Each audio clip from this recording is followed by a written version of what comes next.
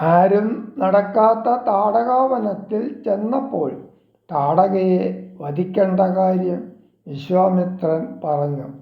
ഞാണൊലിയിടുകയും ശബ്ദം കേട്ടെത്തിയ താടകയെ ശ്രീരാമൻ അമ്പെയ്ത് വധിച്ചു. താടകയിൽ നിന്നുയർന്നു വന്ന ഒരു യക്ഷി ദേവലോകം പ്രാപിച്ചു. പിന്നെ ശിവൻ തപസ്സനുഷ്ഠിച്ചതും കാമദഹനം നടന്നതുമായ കാമാശ്രമത്തിൽ വസിച്ചു. വിശ്വാമിത്രന്റെ ആശ്രമമായ സിദ്ധാശ്രമത്തിൽ എത്തിച്ചേർന്നു. യാഗഭംഗം നടത്തുന്ന രാക്ഷസന്മാരെ നഷ്ടമാക്കാമെന്ന് ശ്രീരാമൻ അരുളിച്ചെയ്തു. താടകാവധം. താടകാവനം പ്രാപിച്ചിടിനോരനന്തരം ഗൂഢസ്മേരവും പൂണ്ടു പറഞ്ഞു വിശ്വാമിത്രൻ. രാഘവ സത്യപരാക്രമവാരിധേ രാമ, പോകുമാറില്ലീ വഴി യാരുമേ ഇതു കാലം. കാടിതു കണ്ടായോ നീ കാമരൂപിണിയായ താടക ഭയങ്കരി വാണിടും ദേശമല്ലോ. അവളെ പേടിച്ചാരും നേർവഴി നടപ്പില. ഭുവനവാസി ജനം ഭുവനേശ്വര പോറ്റി.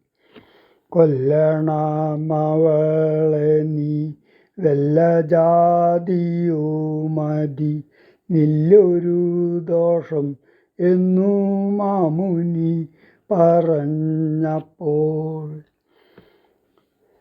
മെല്ലവെയൊന്നു ചെറു ഞാണൊലി ചെയ്തു രാമൻ.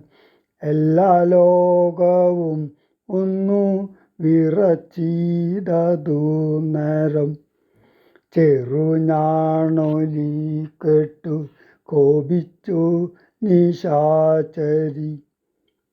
പെരികെ വേഗത്തോടു അടുത്തു ഭക്ഷിപ്പാനായി.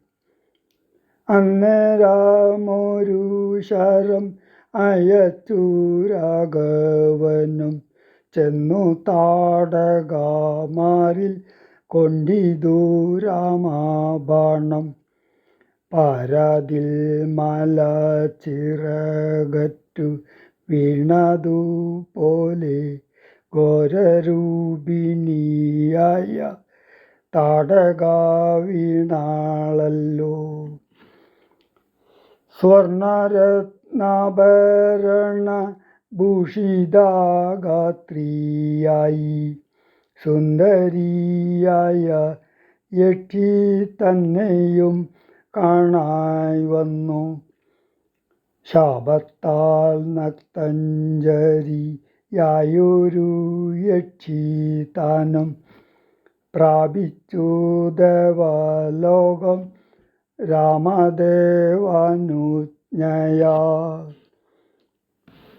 കൗശികമുനീന്ദ്രനും ദിവ്യാസ്ത്രങ്ങളെയെല്ലാം ആശുരാഘവനുപദേശിച്ചു സലക്ഷ്മണം. നിർമ്മലന്മാരാം കുമാരന്മാരും മുനീന്ദ്രനും രമ്യകാനനെ തത്ര വസിച്ചു കാമാശ്രമേ.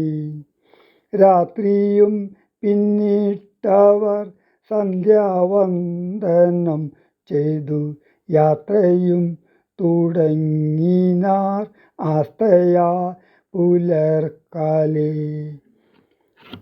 പൊക്കിതു സിദ്ധാശ്രമം വിശ്വാമിത്രനും മുനി മുഖ്യന്മാരെതിരേറ്റു വന്ദിച്ചാരതു നേരം.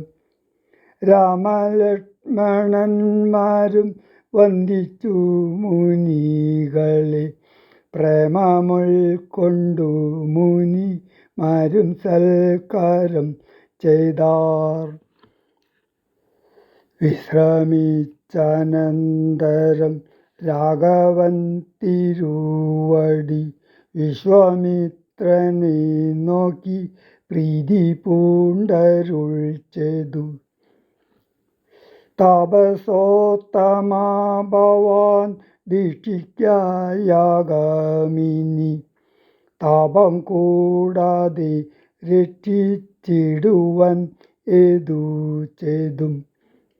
ദുഷ്ടരാം നിശാചരേന്ദ്രന്മാരെ കാട്ടിത്തന്നാൽ നഷ്ടമാക്കുവൻ ബാണം കൊണ്ടു ഞാൻ തപോനിധേ.